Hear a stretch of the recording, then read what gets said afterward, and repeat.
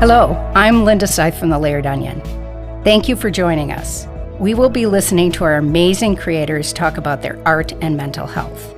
48 million artists all over the world share this lived experience. The Layered Onion was formed to create a supportive community, allowing the creators to focus on their art, bringing their work from the shadows to receive the recognition and opportunities they deserve. Each podcast will feature an artist who talks about their creations and mental wellness. Art is healing. We hope these discussions will inspire you to appreciate the stories behind the creations and, more importantly, inspire your inner creator. Together, we can tackle the stigma surrounding mental health.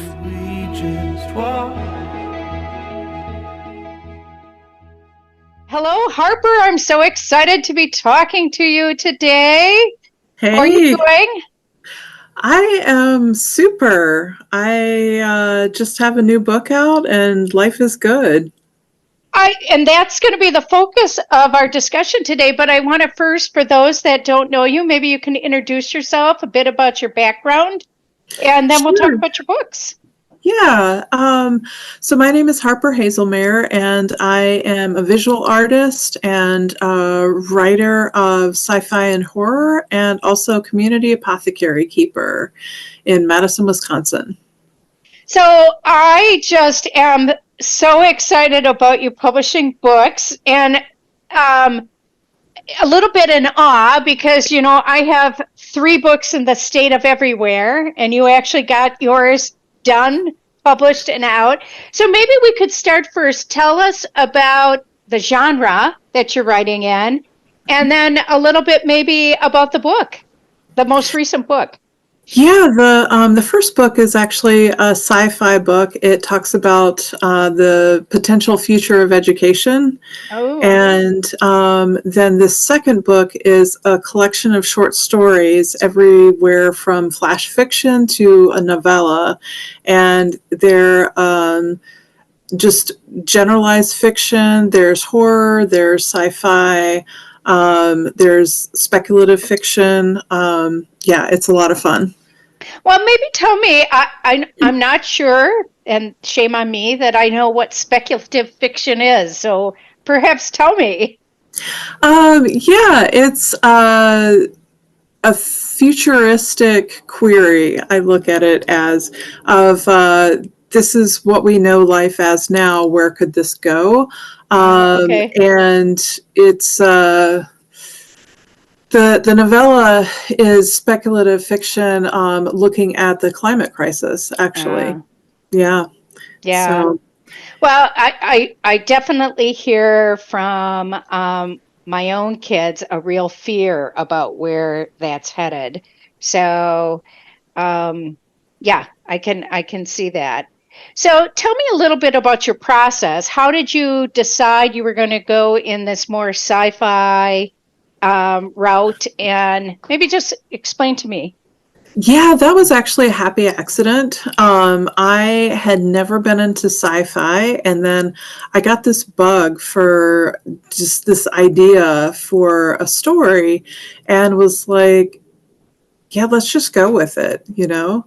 Because I had done horror, dark poetry, things like that, but I had never done sci-fi. I had never done speculative fiction, and some people don't necessarily think of those as two separate things. I tend to, and yeah, it was just kind of like, okay, this is the story we're writing. All right, you know, and it just have been a few more since then, and it's like, okay, cool, this is what we're doing now. So when you kind of discovered this, it sounds like it really spoke to you, and your kind of juices were flowing, and you were able to kind of develop. Where do you find it the best or easiest to work on your writings? Like what state of mind or physical state or? All of the above. Yeah. Okay. Yeah, I actually have a writing group that I meet with to workshop ideas, but also I am happy to be cloistered in my home studio, and I have an art table and I have a writing table. I have a desk that is right in front of a window. I have a beautiful view, and I generally write in the morning and paint in the afternoon. I have a break for lunch where I can switch gears. And generally in the morning, I'm just more of a concrete thinker.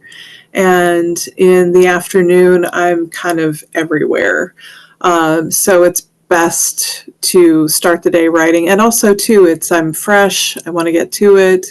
I make my cup of tea or I pour my coffee, and I've got my notepad of ideas. I've got my my Bible, my book of all the characters and all everything that's important to the story that I need to remember going through it, and have a pile of edits next to it, and away I go. Yeah.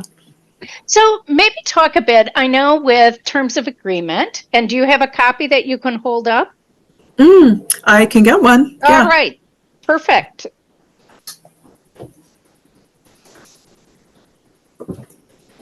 Yes. So it has, the cover art is actually a piece of your art. Yes. So maybe you could talk a little bit about that. What does the cover, what was the art? How did you choose it as the cover? Is it it's watercolor or is it acrylic? No, it's acrylic. Okay. Yeah, and it's actually a piece I love. And it was really exciting. The small publisher that I worked with was agreeable to me using my own art. And since it is such a stark piece, I wanted to use it for the cover.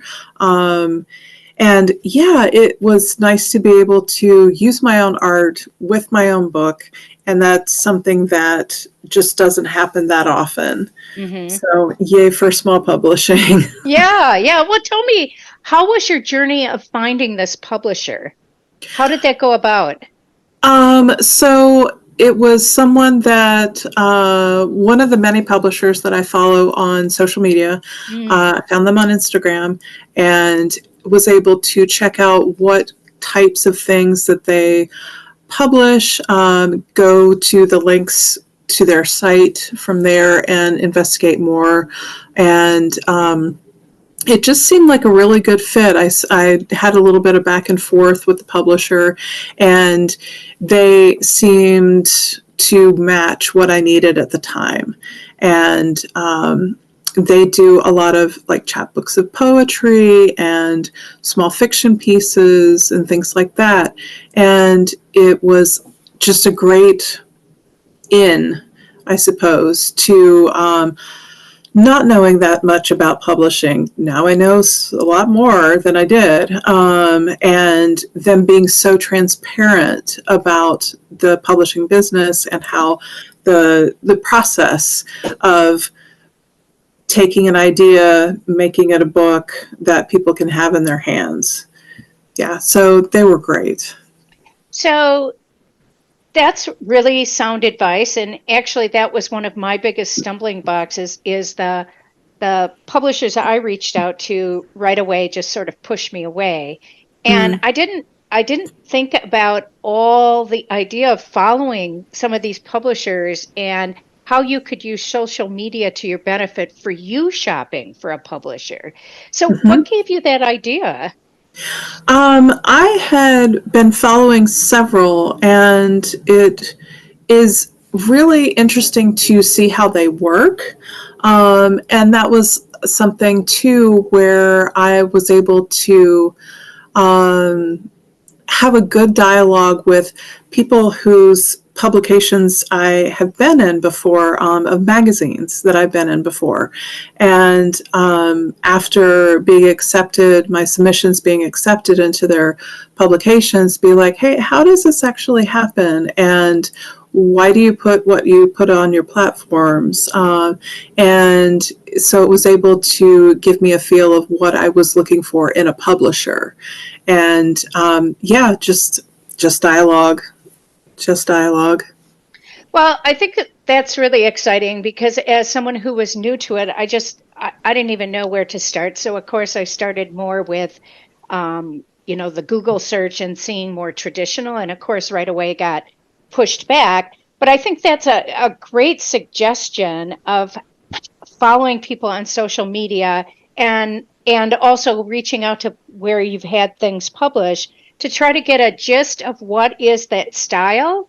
Did Mm-hmm. you find that there were, one of the things that is obviously a hallmark of the layered onion is the idea of trying to really help artists that have mental and emotional health challenges.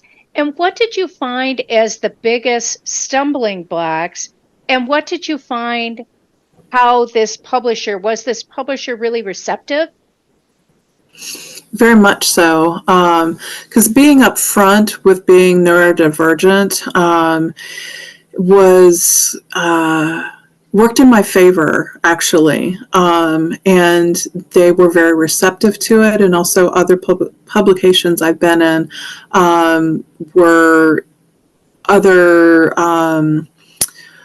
Other collaborative efforts done kind of like the layered onion, where it's like this is a collection of writers who have mental illness. These are neurodivergent writers. These are queer writers. And it was, I'd say, a stumbling block that came up would be when I didn't talk about it right away.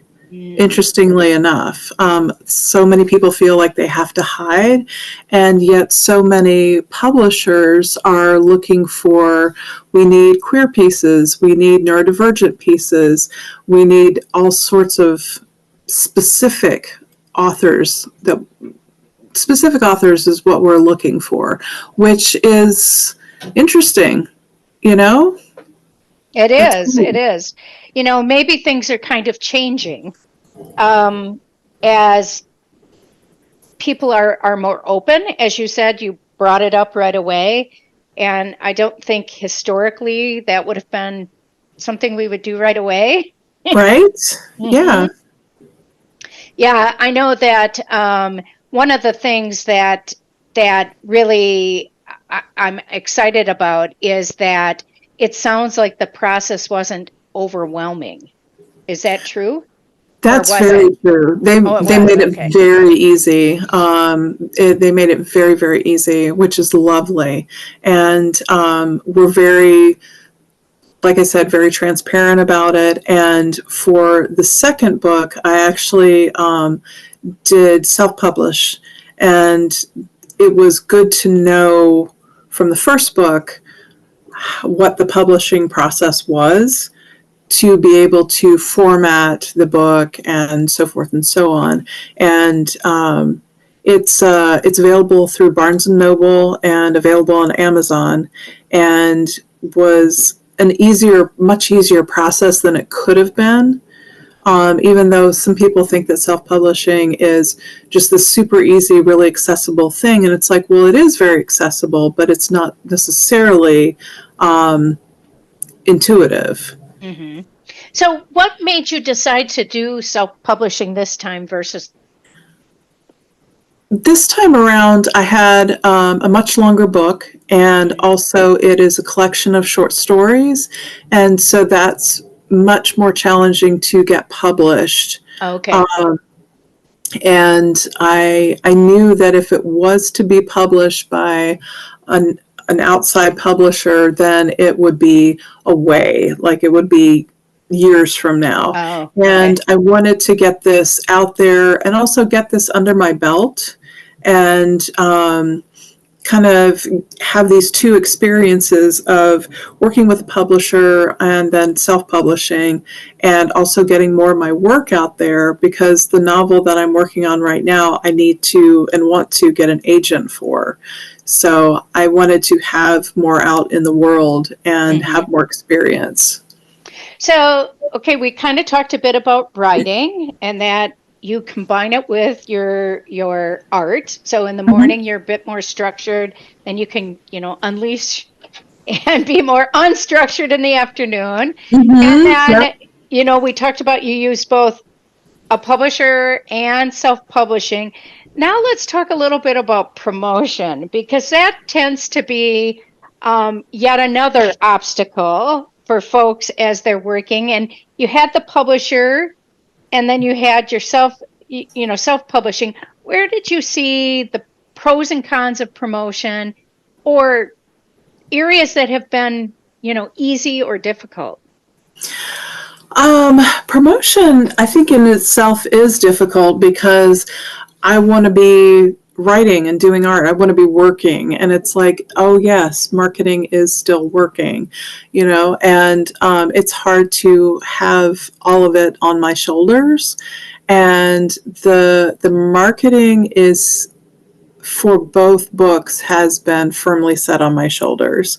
And that's something that I have a book launch party that's coming up in February. There was the book signing that was the end of last year. So there are things that are done in public spaces. There's also the social platforms and sales and things like that. Like I'm going to be running a special coming up of like a buy one, get one free for the books. And trying to figure out that stuff, and trying new social platforms, new to me, social platforms. I'm a big Instagram person, and I know that's not the only realm that people live in. So expanding from there. Yeah. So I think that is, artistic people often want to work on their art. And like you said, it is part of the process. It's part of the work. What have you found that has been actually something good that you've learned from the self-promoting of your books? I think that it is helpful to learn how to say the same thing in many different ways. There are, and it pushes pushes myself out of my comfort zone. And it's, it's one thing when I'm by myself in my studio and it's like, oh no, you need to let people in, and have studio visits and have videos that have like a virtual studio visit and just inviting people into the process. And it's like, that just never occurred to me. And I don't know why not, because it sounds like a lot of fun, right? Well, I had to get over. So as you know, with doing the podcast, I first had to get over the hump of listening to my own voice. Now I'm pretty good at not listening to my voice and only you all. And so I've moved on. But then the next one was to get over doing video of it. Yeah, right. And then now doing more videos on social media. And it's just been really a process. And I think for someone, I'm an introvert. And so it's been a challenge. But ultimately, it's turned out better than I anticipated. What about for you? Good. I'm glad to hear that.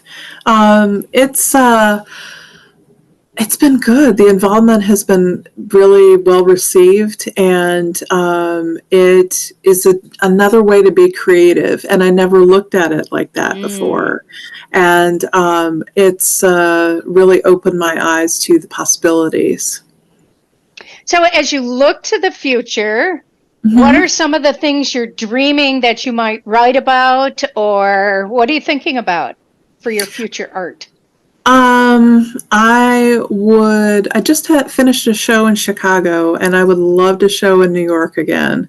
And that would be fantastic. And I want to keep showing in Chicago.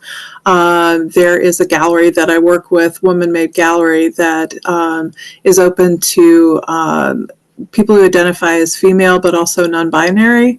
And they are fantastic to work with and have really interesting shows. I just finished up an interview in Altibia 9. They're a magazine outside of Barcelona.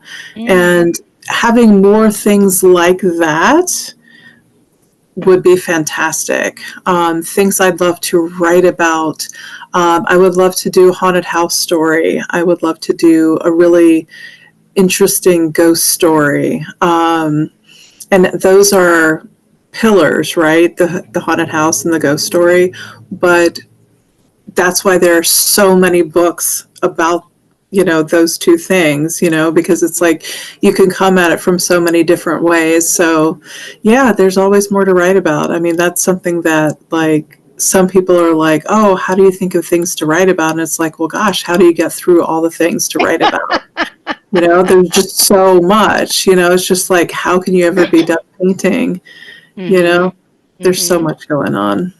Well, I have to say I'm really excited for you, Harper, because I know at one point when you were doing your art, you were working on maybe more of a memoir piece, and that you've taken this direction. I can see the positive, radiant energy from you of how happy you are with it, and that's really exciting. So it looks like it's brought you joy. Yeah, it absolutely has. And the memoir piece has gotten shelved for a little bit. It was a collaboration with a couple other people. I'm waiting for final edits to go on, and we'll see. We'll see. Stay tuned. So if you were going to give advice to a younger Harper, let's say, maybe 12-year-old Harper, what advice would you give with all your experience now one that you would have listened to maybe? I was going to say, that's the tricky part is I did my own thing for so long, and especially at 12, goodness, Linda. I would say stick with it. Like whatever I was doing at the time, stick with it. Because there's so much more to explore, and yet sticking with something, it gets you the diligence, it gets you the practice, the training, but it helps you show up in creative spaces where, I don't sit down every morning to write because I'm inspired. I sit down because it's a job and I love it and I want to be doing it and I work it like a job. And so it's that diligence and dedication of showing up each day and seeing what you got. So I would say stick with it. That's really a good piece of advice, frankly, at any age, isn't it? I hope I would have listened to that at all. I'm not sure. Yeah, I don't know. My folks owned a small grocery store, and that's about the age they purchased it when I was, I think I was just about 13. And so my diligence came from more of forced labor. But it was good. It was good training. That's for sure. So, well, thank you so much for joining us. I mean, is there anything else you want to tell the audience about your books, or once again, say that you find them on Amazon and where else? Barnes and Noble. Amazon, Barnes and Noble, and Bottle Cap Press. Bottle Cap Press.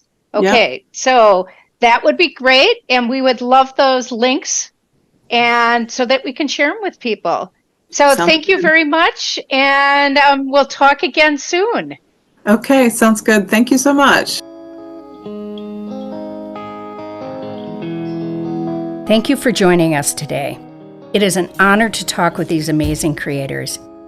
You can see and read the artist's work in the Shallot, our journal of mental health, art, and literature, or on our website, thelayeredonion.com. Thank you.